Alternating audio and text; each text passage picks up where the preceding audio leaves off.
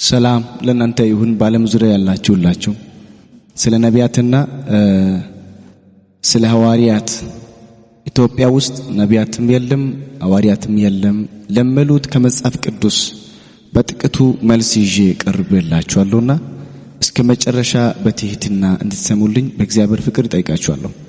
መጽሐፍ ቅዱስ ስለ ነቢያቶች ምን ይላል? አስታውሱ። ነቢያቶች መካድ መጽሐፍ ቅዱስ መካድ ነው ወይስ የሐዋርያት ነቢያት መሰረት የቤተ ክርስቲያን መሰረት የት ነው? ሶስተኛው ጥያቄው መሰረት ያደረጉ ወይም ኮንዲሽን ድራይቭን በተመለከቱ በኢትዮጵያ ነቢያት የሉም ለሚሉ መጽሐፍ ቅዱስ ስለነርሱ ምን ይላል? ነቢያት መካድስ ምን ያህል አደገኛ እንደሆነ ሶስተኛውና አራተኛው ጥያቄ ነው። መጽሐፍ ቅዱስ ስለ ነቢያት ቦታ ምን ይላል? አብረን የምንመለከት ይሆናል። እስከ መጨረሻ እኔን እንድትከታተሉልኝ በጌታ ፍቅር አሳስባችኋለሁ። የነቢያት ሚና በመጽሐፍ ቅዱስ ውስጥ እውነታው ከቃሉ አንደበት ከመጽሐፍ ቅዱስ ጥልቅ ምስጢር ነቢያትን ለምን አስፈልጉን? ለምን ነቢያቶችን ፈለግ ነው? ነቢያቶችን ለምን እግዚአብሔር ለኛ መርጦ ሰጠልን? አንድ ላይ ከእናንተ ጋር አካፍላለሁ። የሚገርም ነገር ማለት ነው። መጽሐፍ ቅዱስ ውስጥ የነቢያት ሚና በመጽሐፍ ቅዱስ እውነታው ከቃሉ አንደበት ከመጽሐፍ ቅዱስ ጥልቀት ምስጢር ነቢያት ለምን አስፈልጉ? የቤተ ክርስቲያን መሰረት የነቢያት ሐዋርያት ትምህርት ነው ወይስ አይደለም? የክርስትና እምነት መሰረቱ ራሱ በነቢያትና በሐዋርያት ላይ የተገነባ ነው ማወቅ ያለባችሁ ማለት ነው። ሁለተኛው ሐሳብ ደግሞ ነቢያት የእግዚአብሔር አፍ ቀላጤዎች ናቸው ይላል እግዚአብሔር ቃል። ነቢያቶች የእግዚአብሔር አፍ ቀላጤዎች ናቸው። ነቢያት ከራሳቸው ፍቃድ ሳይሆን በመንፈስ ቅዱስ ተመሰርተው የሚናገሩ የእግዚአብሔር ሊሳኖች ናቸው። ሁለተኛ ጴጥሮስ ምዕራፍ 1 ከቁጥር 21 ላይ ትንቢት ከየት በሰው ፍቃድ አልመጣምና ዳሩ ግን በእግዚአብሔር ተልኮ ቅዱሳን ሰዎች በመንፈስ ቅዱስ ተነድቶ እንዲናገሩ የሚያደርግ ቃልና ከእግዚአብሔር ዘንድ የሚመጣ ድምጽ እንደሆነ መጽሐፍ ቅዱስ በግልጽ ይናገራል። ነቢያት መካድ የእግዚአብሔርን ቃል በአፍ የሚናገሩ መካድ ማለት ነው። ነቢያቶችን የሚክዱት ነቢያቶች የእግዚአብሔር አፍ ናቸው ከተባሉ ማንን ነው የሚክዱት? የሚገርም ነገር በደንብ ተከታተሉ። እግዚአብሔርን እየካዱ ማለት ነው። ሶስተኛው ሐሳብ መጽሐፍ ቅዱስ ራሱ የነቢያት ሥራ ውጤት ነው።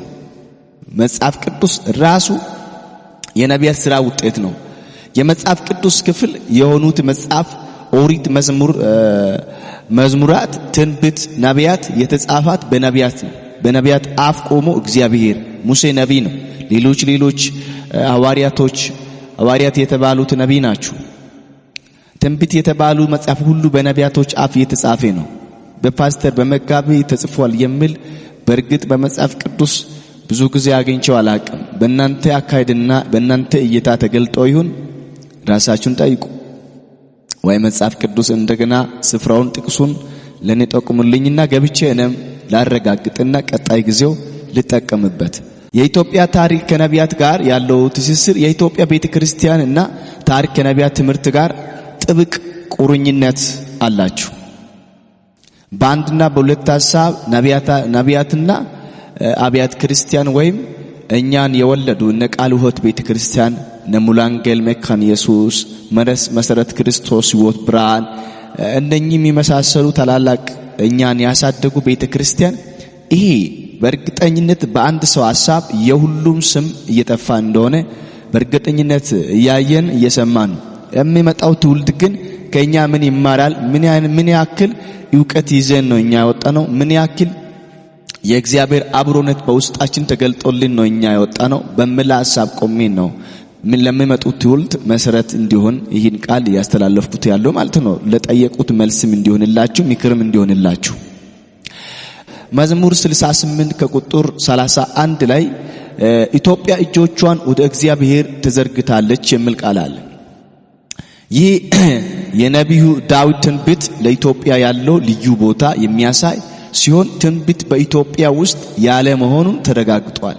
በኢትዮጵያ ውስጥ ነቢያት የለም ለምትሉ ሰዎች ከኛ በፊት የነበሩ ነቢያቶችም በእግዚአብሔር ቃል ተሞልቶ የእውነቱን ቃል በትክክል ያውጁ እንደመጡ ነው መጽሐፍ ቅዱስ የሚያወራው። እናንተ የምትሰብኩት ቃል፣ እናንተ የምታስተምሩት ቃል ከነቢያት አፍ የተጻፈ ቃል እንደሆነ በደንብ አድርጌ ነው ምነግርላችሁ ማለት ነው። ቀጥየው ደግሞ ምነግራችሁ ነገር ካለ ይህ የነቢይ ዳዊት ትንቢት ለኢትዮጵያ ያለው ልዩ ቦታ የሚያሳይ ሲሆን ትንቢት በኢትዮጵያ ውስጥ ያለ መሆኑን ያረጋግጣል። አምስተኛው ነገር ደግሞ ነቢያት መቀበል ያለው ዋጋ ማቴዎስ ወንጌል 10 ቁጥር 41 እንደምናገር ነቢይ በነቢይ ስም የሚቀበል ከነቢይ ዋጋ ይቀበላል ይላል። ነቢይ መልካም ነገር መስጠትም ይችላል፣ ክፉ ነገር መስጠትም ይችላል። በደንብ አድርጋችሁ አዳምጡኝ። ስለዚህ እግዚአብሔር ቃል እንደምል ከሆነ ማለት ነው። ቀጥየው ደግሞ መጨረሻ ላይ በድምዳሜ ላውራ ያለው ነገር አለ። ስለዚህ የነቢያት አገልግሎት መካድ መጽሐፍ ቅዱስ እንደ መካድ ይቆጠራል ማለት ነው። እናንተ ክርስቲያኖችና አማኞች ሆናችሁ አንዳንድ ክርስቶስን የማይወክል ነገሮች ስታወሩ የእምነት መነሻው ወደ ኋላ ቢታስቡ እንዴት እንደመጣና እንዴት እየሄደ እንደሆነ ያንን ነገር ደግሞ አባቶች አደራ ያድርጉት በእኛ ላይ የጫኑትን ጫና ወደ ሌሎች ለማድረስ ምን አይነት ስሜት ለኛ እንዳለን እኛ ቤት ለቤት የምንጸልይ 50 እና 100 ብር በልመና ውይይትና ጉብኝት እያደረገን የሰው ቤት እንጀራ እየፈለገን የምንዞር ነቢያቶች አይደለንም። ራሳችን እንጀራ አድርገን ለሌሎች የምናቀርብ ነቢያቶች ነን። እንደሌላው ወይም እንደ መንደራችሁ የሚታዩት አይነት አይደለም። በእድርና በሳን በዱንካንና በጨርቅ ምክንያት ቸርች የምንቀየር ነቢያቶች ሊኖሩ ይችላሉ በመንደራችሁ።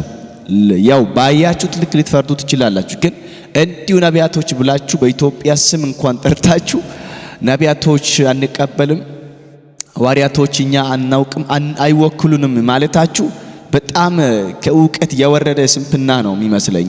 ስለዚህ ወደ እውቀት ተመለሱና ተቀበሉን እኛን ደግሞ ካልተቀበላችሁ እግዚአብሔር ልጅ ጌታ ኢየሱስ ክርስቶስ አልተቀበላችሁ።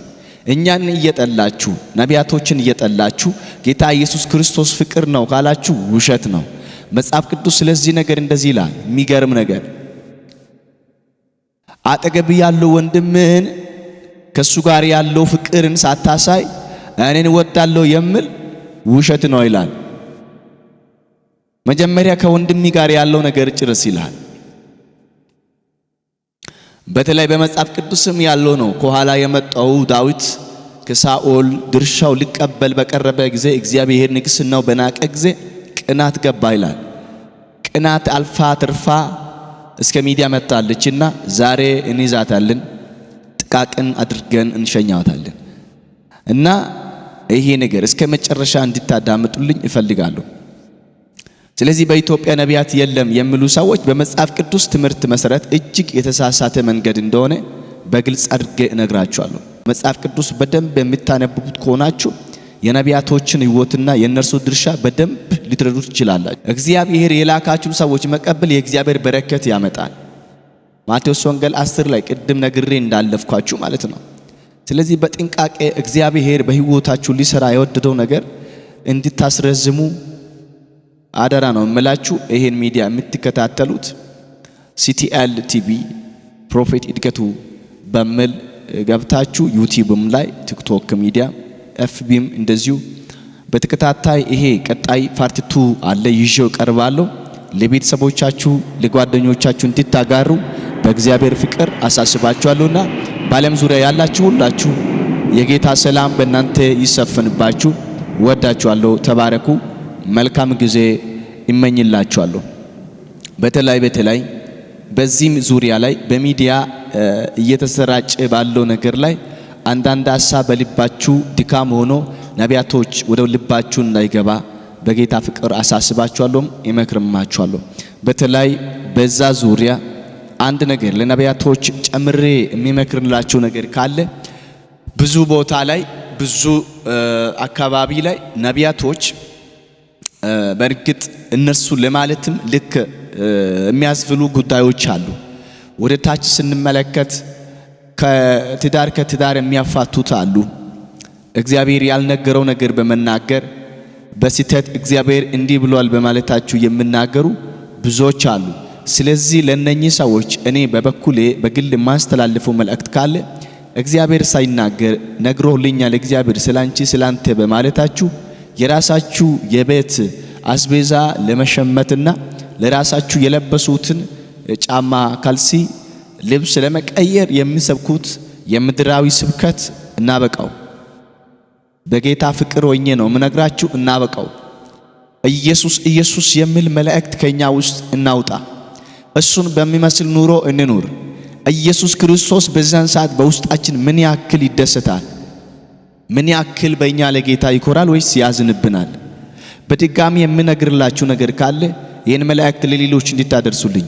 ነቢያቶችን የሚቀበሉ እግዚአብሔር ነው የሚቀበሉት፣ የለም የምትሉት እግዚአብሔር የለም ነው እያላችሁ ያላችሁ። እኛን ተቀበሉ። እኛ እናንተን ሳይሆን እኛ ያለንበት ከተማ በተለይ እዛ አካባቢ ከመንደር ወደ መንደር ከአልማዝ ቤት ወደ አስቴር ቤት የሚዞር ነቢያቶችን እነርሱ ያዝ አድርጋችሁ በሕግም በአካል መጠየቅ ትችላላችሁ። ግን ስትሉ ተቀባይነት ከነቢያቶች እንዲጠፋ የምትፈልጉት መስመር ይቆርጥባችኋል። እኛን አይወክልንም። እኛ ጫካ ውስጥ እየዞርን ወንጌል ልናደርስ ጳውሎስ ድንኳኑን እየተከለና እየነቀለ እንደሚዞር እኛ እየተከለን እየነቀለን ሲያፈርሱ እንደገና እየሰራን ለራሳችን ሳንል ለወንጌል እየኖርን ነው ያለነው። በእኛ ውስጥ ይሄን ምሻት ደግሞ አስገብቶ እየሰራ ያለው የእግዚአብሔር መንፈስ በእናንተ በልጆቻችሁ በምትወልዱ በማህፀናችሁ እንዳያዝንባችሁ እነግራችኋለሁ። እግዚአብሔር መንፈስ ተናገር ስላለኝ ነው ምነግርላችሁ። አለዚያ ከመንደር ሳትወጡ ልጆቻችሁም ከመንደር ሳይወጣ በነገር ብቻና በደም አፍሳሽነት ብቻ ትቀጥላላችሁ። እግዚአብሔር የሚለው ድምፅ ለመስማት የሚጓጓው ትውልድ ወደ እግዚአብሔር እንዳይቀርብ መሰናከያ ይዛችሁ ከወጣችሁ እግዚአብሔር በቅርቡ ህይወታችሁ ላይ መሰናከያ ያደርስባችኋል።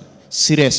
ስለዚህ በሚገባ መቅጣት ትችላላችሁ። በእናንተ ውስጥ ሆኖ በማይሆን መስመር የሚሄድ ካለ እኔ አገልጋይ ሆኜ በቃል ወት ሳገለግል በሰነ ስርዓት ነው የእግዚአብሔር ቃል ያገለገልኩትና እንደምሉት እየሆንኩ ነው እየመራው መሪ ሆኜ እየመራውት ነው የመጣሁት የወጣቶች እና ከነ ህብረት ዙሪያ እየዞረን ከተለያየ ቦታ ወጣት ህብረቶች ከሌላ ቸርቾች መጡት ጋር እየጸለን ስነ ስርዓቱን እያንዳንዱን እናውቃለን።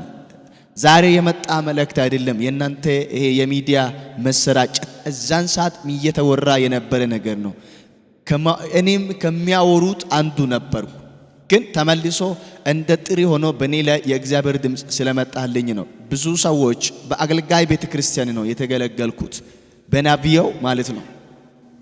በዛ በህዝብ ፊት ነው እግዚአብሔር ድምፅ ለኔ የሰጠኝ ማለት ነው፣ በነቢይ ማቴዎስ በኩል እና በዛ ቸርች ውስጥ ሳገለግል እግዚአብሔር በሰጠኝ ጥሪ ነው የወጣሁት። እንዲሁ ሌሎችም ያለ እግዚአብሔር ጥሪ አይደሉም የወጡት።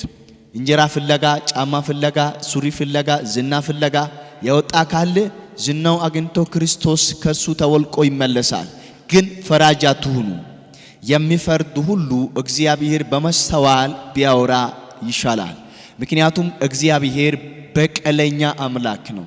እግዚአብሔር ለመስራትና ለማድረግ ወደ ኋላ የማይል ትልቅ አምላክ ነው። ስለዚህ ይሄ ቁጣ ብታበርዱና በተቀዘቀዘው ብታስቀጥሉ ለእናንተም ለልጆቻችሁ ይሻላል ነው የምላችሁ። መጸለይ ካለባችሁ መሄድ ካለባችሁ በርቱ የሚል መልእክት ማስተላለፍ። አሁን እንደኛ በተለያየ ክፍል በተለያየ ብሔረሰብ ባለበት ከተማ ላይ ያሉ አገልጋዮች በእናንተ ሲያዝኑ ምን ይመስልባችኋል? እውነት እኛ እኮ ቃለ ሕይወት ቸርች ሊደርስ ያልቻለበት ስፍራ ደርሰን ነው ወንጌል እየሰበክን ያለ ነው። ሙሉ ወንጌል መድረስ ያልቻለበት ስፍራ እየደረስን ነው ደርሰን ነው ወንጌል እያደረስን ያለ ነው። የሚገርም ነገር። ምክንያቱም የተሰጠልን ጳውሎስ እግዚአብሔር በሱ ላይ ሊሰራ የወደደው ቤተክርስቲያን አድርጎ በማንም ቤተክርስቲያን ወክሎ አይደለም። መጽሐፍ ቅዱስ ቃለ ሕይወት ሙሉ ወንጌል የሚወክል መጽሐፍ ቅዱስ የተጻፈ ከመንፈሳዊ አንጻር አንድ መልእክታዊ ድምጽ ያለው ቤተክርስቲያን ስነ ስርዓትና ስለ ሕግ ነው የሚያወራው እንጂ ሁሉም ቃለ ሕይወት ይሁን፣ ሁሉም ሙሉ ወንጌል ይሁን፣ ሁሉም ኦርቶዶክስ ይሁን፣ ሁሉ ሙስሊም ይሁን የሚል ስለ ሃይማኖት የተጻፈ መጽሐፍ ቅዱስ የለም። ሰው ለእምነቱ ነው ጌታ ኢየሱስ ክርስቶስ የሚከተለው እንጂ እናንተ ባወጣችሁ ሕግ አይደለም።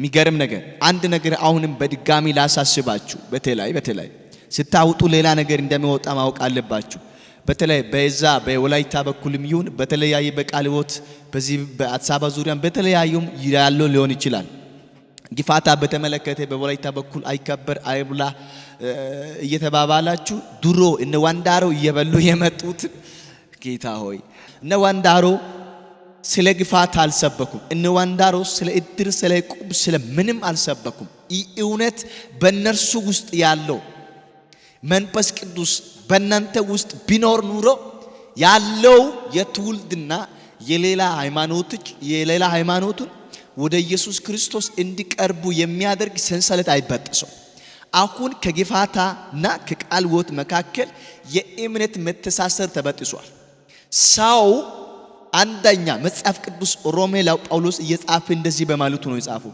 የሚበላ እግዚአብሔር ለማክበር ይበላል ይላል የማይበላ ለእግዚአብሔር ክብር አይበላም ይላል ስለዚህ መብላት ለእግዚአብሔር ክብር ነው አለ መብላት ለእግዚአብሔር ክብር ነው እግዚአብሔር ለማክበርና እግዚአብሔር ለማመስገን ብቻ ነው እየተደረገች ያለችው ነገር ባጭሩ ማለት ነው ስለዚህ እናንተ ብታውቁ ኑሮና ለእናንተ ቢገባላችሁ የሰማይ ጥሪ ማለት ነው ይሄ የተሰጠና በእነርሱ ተቀጥሎ እየመጣ ነዋንዳሮ ተከትሎ እየመጣ ያ መንፈስ ቅዱስ ለማስቀጠል እናንተ ሐሳብ ቢኖርላችሁ ማለት ነው ለእናንተ ሐሳብ በልባችሁ ቢኖርላችሁ ማለት ነው እንደዚህ አታደርጉም ነበር የሚገርም ነገር ከነርሱ ጋር መተሳሰር ጳውሎስ ያለው ቃል እርስታችሁ ነው እንደዚህ ጎባጣ አገርዶ ጎብጬው እንደዚህ ይራመዳሉ ነው ያለው እናንተ ኦርቶዶክስ መስላችሁ ወደ ኦርቶዶክስ ቢትቀርቡ የናንተ ስብከት የናንተ ድምጽ እንዴት እንደሚቀበሉ እንዴት ክብር ለናንተ እንድሩናችሁ አሁን በእናንተ እጅ ጉርደት ያመጣችሁ በእናንተ